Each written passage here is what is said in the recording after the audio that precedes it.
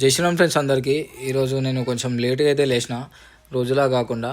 ఎందుకంటే ఈరోజు జిమ్కి అయితే వెళ్ళట్లేదు, కొంచెం రెస్ట్ చేసుకుందాం అనేసి. మనం లేచి కొన్ని వాటర్ అయితే తాగినాం.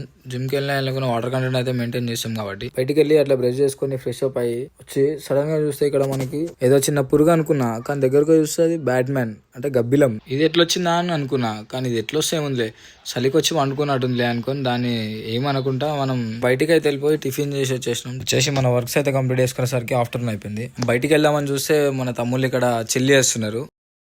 బ్యాండ్ బాయ్స్ వచ్చారు మొత్తం. పోతరాజు తాడు కోసం అయితే మా సాయిబాబా ఆడు బొందలకి దుంకిండు. మా బ్యాండ్ వాళ్ళకి పైసలు సక్క ఇస్తలేంటారు, బ్యాండ్ అయితే కొడతలేరు. ఈ డుగ్గాడు దండుగుండు.